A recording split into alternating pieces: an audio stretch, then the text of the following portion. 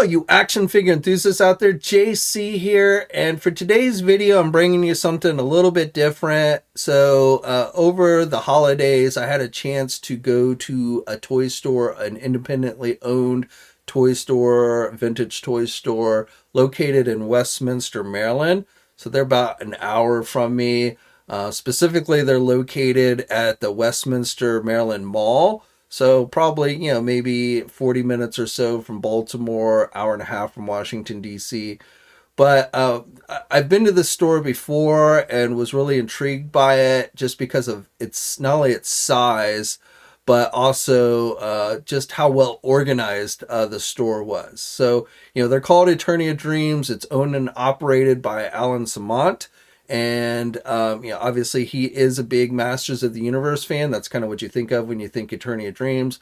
But they have a lot more product than just Masters of the Universe. They actually, what's kind of unique about them is they have their main store, which is pretty big. But then they also have 2 additional locations within this mall. So they have a sub-store that is deals specifically with sci-fi items like Star Wars and Star Trek, things like that. And then a third store that deals specifically with just die-cast Hot Wheels and things like that. So, they definitely have something for everybody, I would say, if you're into action figures and such. So I just thought it would be cool to kind of give you a tour of it. I sat down and talked with the owner for a bit, got some insight on what motivated him to start the store, what it's like to run such a store, and get an idea of where he hopes to maybe take things. So I hope you enjoyed this video. If you do, be sure to comment and let me know down in the comments section below. And possibly, I'll try and do more videos like this where I go around to different, independently owned toy shops and give you kind of tours like this. So, again, let me know in the comments and let's jump into it.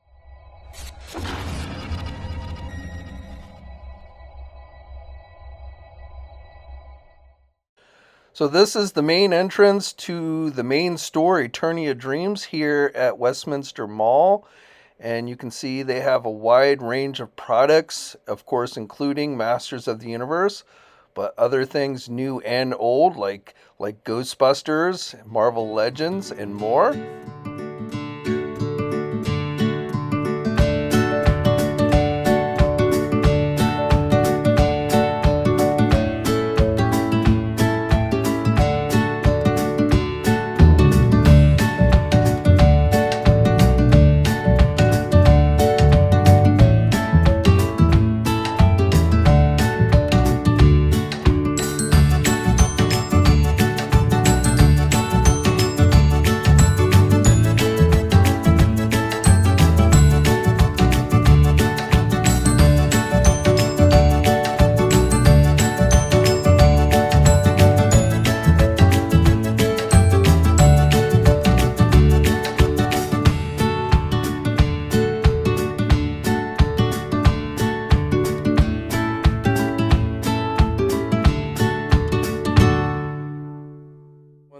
So how did you get into action figure collecting, and how did that lead you to starting a store, like a vintage toy store like this? So the entire craziness of this store started from just collecting 2000X Master Universe figures. I realized that there was way more than I ever imagined. I did not know that adults were collecting toys by any means. I had my little cubicle room in my house, and I moved out of mom's house, and from that point on, it gets moved. I finally was like, let's see what's in the boxes, and then all the memories just started to kick back. Hopped on Facebook, found some groups, and then started collecting one figure at a time. And then once I found actual group pages for toy collectors, and there's so many more people, especially locally, it just expanded and blew up to this.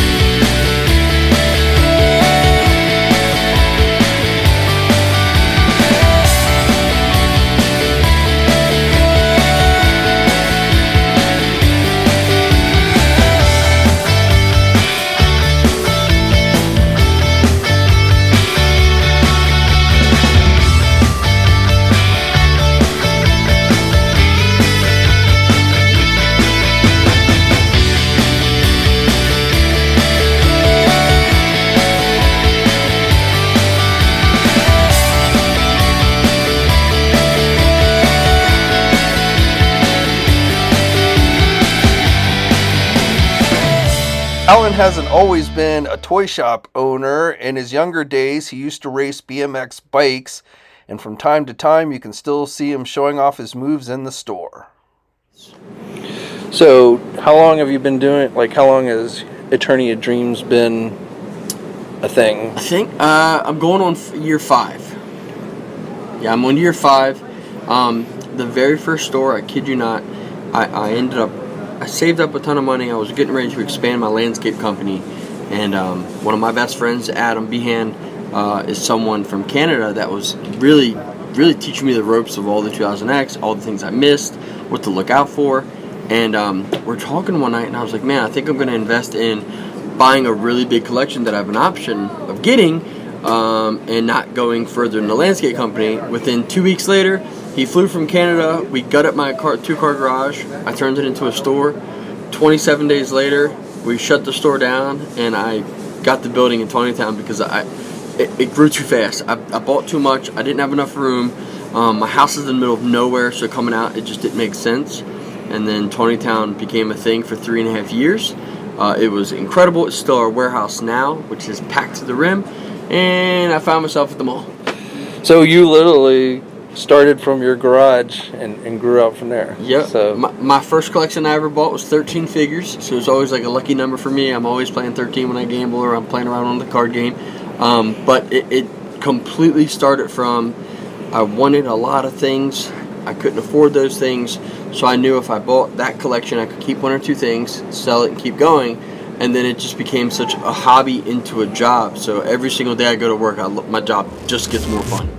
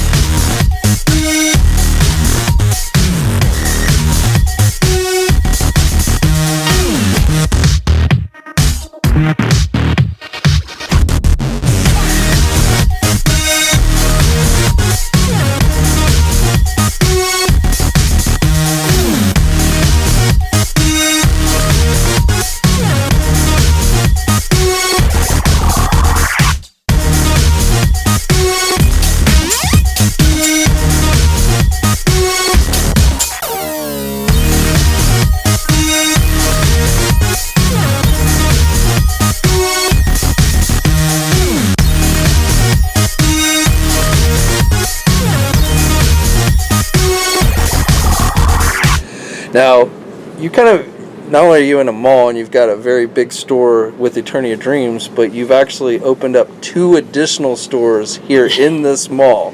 So that is kind of unique, but what was like the thought process by opening 2 more stores in the same mall? We tried to get in here 3 years ago. I kid you not. Before we opened Tonytown, I was going to open here. They wanted nothing to do with a secondhand store. They didn't think it was going to work. So 2 years in at Tonytown, we did get asked if we would be interested in doing a pop-up location because they were getting so much positive feedback from the store in Tonytown. So we ended up being right next to Santa Claus. When our lease was coming up to an end for being there for like a little 2-month period, they pretty much were like, what do we need to do in order for you to just move your store here? And I said, I need the biggest store available. They wouldn't give me Sears. I wanted Sears. I have a lot of big ideas. So I wanted Sears. Wasn't a possibility. We wanted the FYE store, which we're in now, which I guess years ago used to be 2 stores. They knocked down a wall, and that's what made it so big. I got the FYE store. They were really concerned we wouldn't fill it. I filled it in about 7 months. We opened up, and then next thing I know, I get a phone call. Hey man, I've got 30,000 Matchbox cars, Hot Wheels cars. Any interest in buying it? And I was like, my number 1 stolen toy in the mall is a Hot Wheels car. I kid you not. Went with the Hot Wheels. I was like, yep, I'm gonna do it. And then everyone I talked to, like, there's no way in the world you're gonna be profitable. Open up a store selling $5 to $6 Hot Wheels cars. It won't make sense. You're right. What else can I do? Well, I pay people and staff to process 99% of the time they're here. My staff's never just hanging out. They're always working on something. So next thing I know, I threw out the idea of doing Starship Lex. A gentleman passed away. I wish I had his name on hand. I don't. He had probably in between 19 and 20,000 items. We decided to, hey, if we buy it, we're going to open up a science fiction store. And I didn't tell anyone that the die-cast door was opening the same day. I didn't want to take away from the excitement for that because I'm a nerd at heart. And then here we are. 3 stores, 1 mall. It's awesome. No, I'm not taking over the mall. No, I'm not buying the mall. I get asked that a lot too. Now, being in a mall, I assume you get a lot of foot traffic that's not necessarily, adult action figure collectors, but people just coming in looking at toys. Yep. So, are you able to cash in on that, or do you get a lot of people like, wow, these are pretty high priced? It's truly 50-50. I knew going into the mall, you're going to have clientele that 1, doesn't collect, 2, hasn't seen it in years, and 3, doesn't understand that something 30 years old that you remember being $2.99 is now $100 or $50 or still $2.99, depending on what it is. That's something that I definitely learned how to build my character a little bit better, because you get a lot of negativity, but 99% of the people that come into the store are so thankful to see something they remember. 90% of the toys are positive memories. So I don't so much struggle with the negativity of it, but once in a blue moon, we definitely did get that'll complain that, I can get this somewhere else and all those things. But for the most part, it's from the 1980s to current, so prices just range all over.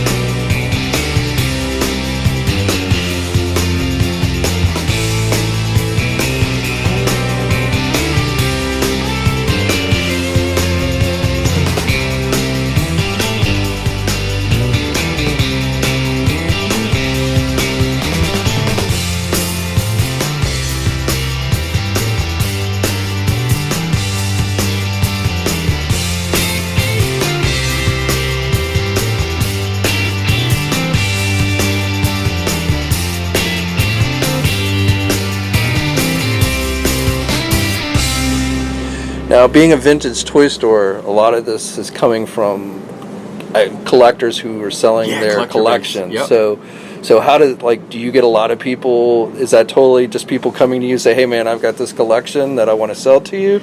Or how does that kind of work? It's real tricky. So I only do appointment only, just because I can't guarantee I'm going to have a staff member here that can evaluate a collection as fast as, some of us. I'm a collector, so I can look at a bunch of Transformers, a bunch of Masters figures, and get away with, okay, this will get me here, this is complete, this isn't complete. But the fact that we're so large now and we carry so many hundreds of different toy lines, I don't have anyone in my staff that can be a professional at it all. So it just became a thing where, hey, I can give you a card, it's got my information on it, send me pictures of what you have. It gives our team a little bit of time to look over it. But I kid you not, we've driven to California twice last year. We were just in Michigan 2 weeks ago. I've been down to Texas. I've been to Florida 100 times. If you spread the word of mouth, you're going to pay fair. You're going to be easygoing, kind of walk them through why you're going to offer this amount. They'll tell one person, then that person tells someone. I buy every single day, 7 days a week. So you basically will go anywhere if you feel there's a collection that's worth... If it's worth the drive, because I have to factor that in. What's the time, hotel cost, the fuel cost, the wear and tear, where we're going. Our last trip to California, we came back right at the tail end of winter, and that was horrific. It took almost 3 more days because we kept getting hit by weather. So I have to plan in as much as I can, but at the same time, if I know it's like a spectacular, like Transformer box collection we just got in, that's so rare, that's not going to come up very much. It's worth it to spend a little bit more because it'll draw the people in, and then they may see something else that they love and enjoy.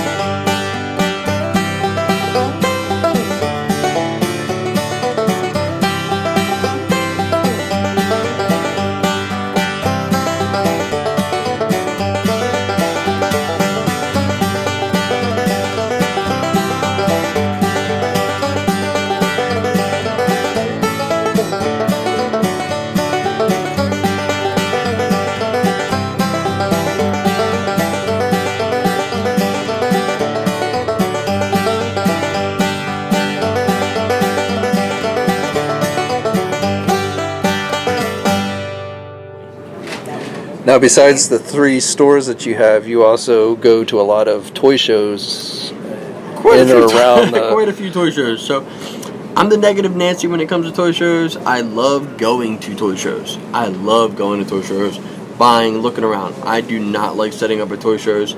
I know a lot of shop owners are going to watch this video and want to disagree with me, but making money makes sense. You can't guarantee me that I'm going to make money at a show, especially if you're noticing a lot of our local shows are just growing and growing and growing. So you go from 100 vendors in a building, and then we have 1 out of 100 to sell and do well.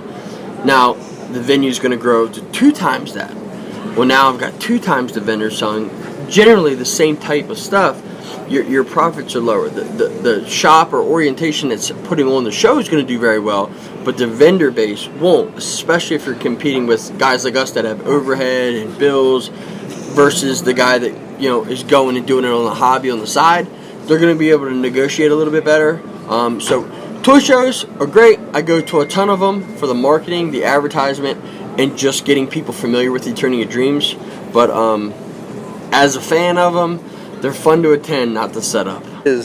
What is the one show that you like going to the most, whether it's the most profitable for you or you just enjoy it? So that's going to rumple some feathers. Show-wise, Toy Hio is probably my favorite show to find toys at. Toy Palooza is probably my favorite show to set up at.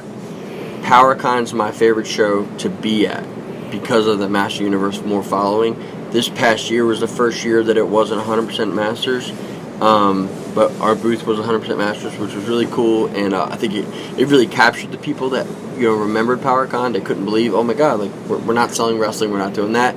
But as for shows, the closer it is to home for me, the better it is for me, because then I can always come back and change things, or I can buy more and take it home.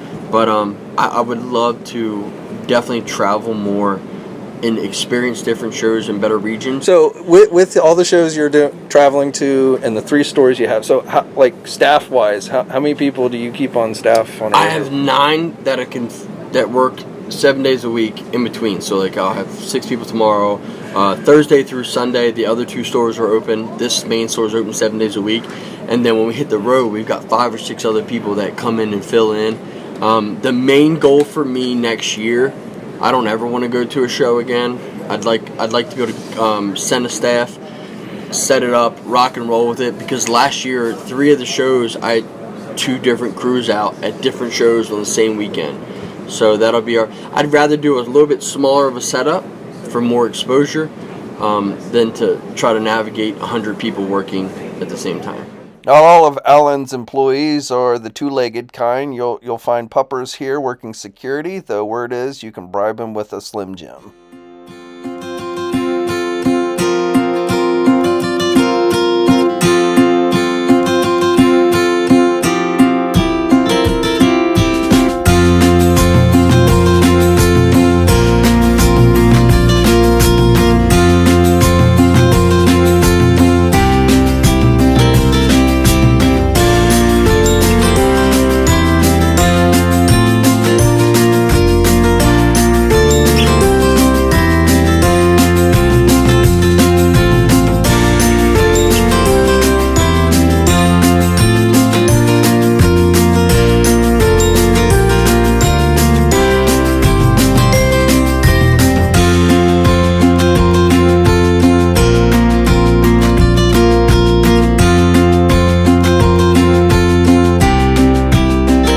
Let's talk about online. You don't have a strong online presence other than your social media, Facebook just groups social and media, stuff. Yep, no and website. You do live sales and stuff. Yep. But do you get a lot of requests to open up a full-time? Every single day I get asked, do you have a website? Do you have a website? I think if I could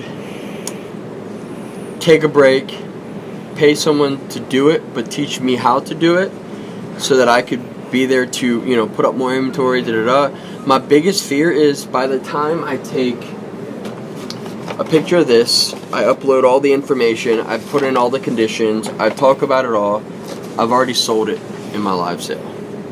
So my inventory, I'm literally selling anywhere from $600 to to 1,500 items a week. I would literally be paying someone to type in the information, put it on the page, and keep going. I just, if I was bigger and I could afford it, maybe, I would like to do it for new items. But in regards to us being predominantly a vintage toy store, even though it's 15 of the same, snake eyes, I've got to point out that this one has a fracture on the elbow, this one has a chipped thumb. Now, that kind of brings me to my next question. Where do you see yourself and Eternia Dreams in like 5 to 10 years? Are you just going to be content being a vintage toy store, or do you think you could bring back big 5-year plan? It's definitely, I want to be the next KB Toys. I know that I'll have to adjust some things, because the fact of the matter is, as much as I love Masters and I love G.I. Joe and I love Transformers and all that, 90% of my clientele coming in this atmosphere is buying your Funko Pops, your Lego sets. So I know that, looking at it from a business standpoint, I gotta buy and sell what's doing best for me, not what I enjoy for me. So I know in 5 years from now, I can't guarantee I'll still be in this mall. I can't guarantee the mall will be here, because that's always a fear. With this location, I'm locked in on a 1 year. So even if I wanted to do a 5-year, I can't sign up for that. I can only do a year. So each day we're kind of planning what's the big move. I know that we talked about building a massive building on the land that we own, and then I could hold my own smaller shows, my own thing. But 10-year plan, I'm probably going to be 100% online. I'll be like an Amazon version of a toy store. That's the goal.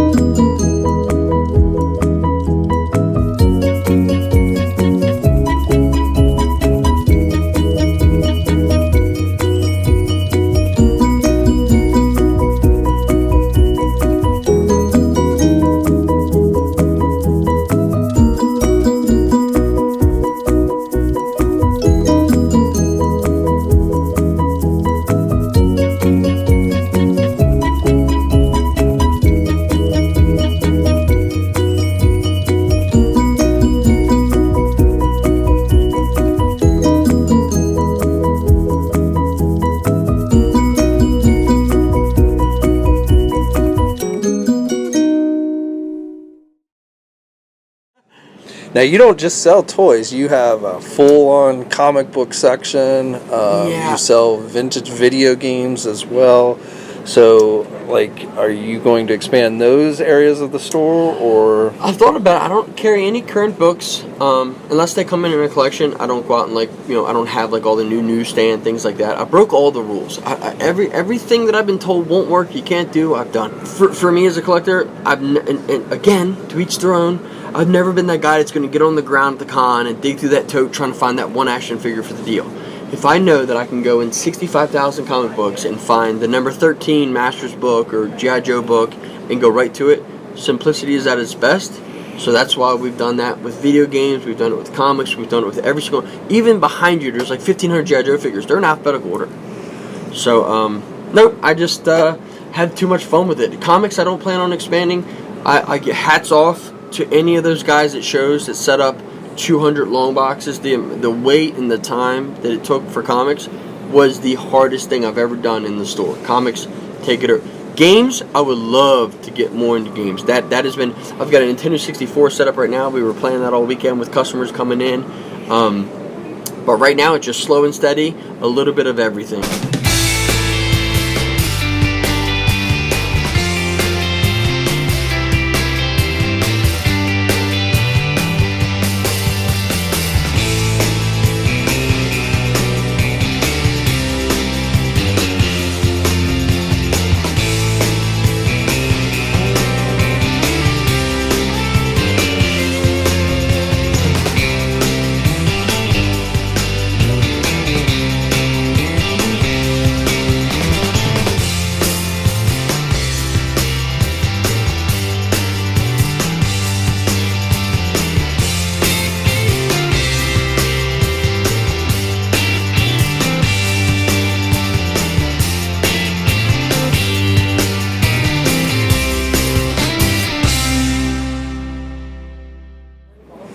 Now, what would be, as a vintage toy store, what would you consider to be the most valuable vintage toy that you have on hand at the store? Like the Holy Grail. Yeah, the Holy Grail for us is definitely the Giants up top, which we better get those on camera soon because they actually sold. They'll be getting picked up. The guy didn't want to take a risk on having something like that, shipped. So he'll be picking up. But really, man, I'm gonna break all the rules. So many shops spend so much money and time getting that one of one, the Omega Rare, the $50,000 toy. I'd rather sell 50,000 $5 items than the one $50,000 item this year, and that's been our push. I've gotten a ton of heavy hitters in. They sit for months. They're at risk every time you take them to a show. Every show something breaks or gets damaged. But other than that, just your typical Master Zone card. I've got a bunch of the Flexatron. I do have a Deathlerone card, so I'm completely lying. There's some crazy stuff in that cabinet over there I just remembered.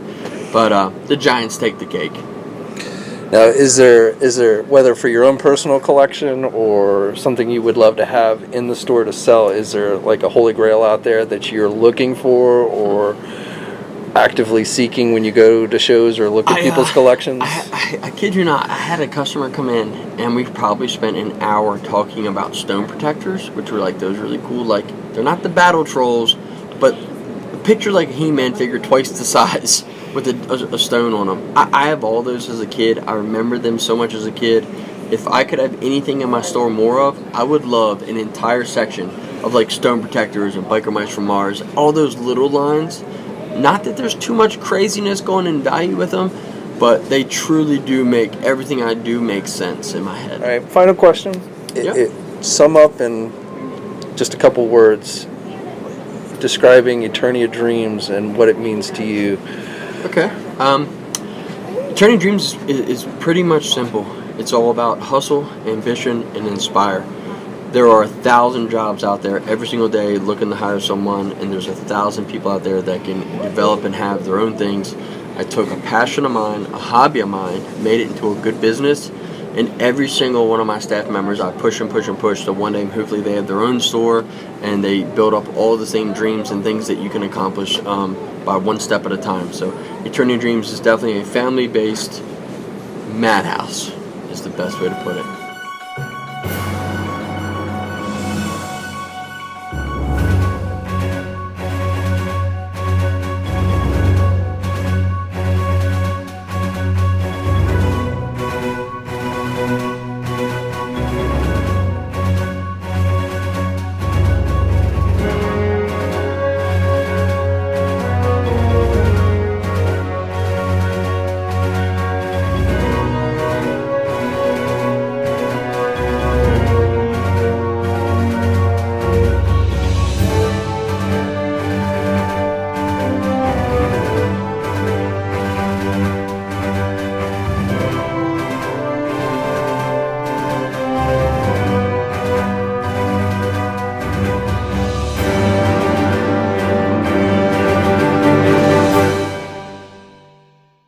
Hey, thanks for watching today's video, and be sure to subscribe to the channel if you haven't already, and hit that bell notification so alerted every time I upload a new video. And be sure to head over to the Toy News International and Marvelous News message boards communities. It's a great place to talk toys and win cool contests like $100 store credits to Big Bad Toy Store.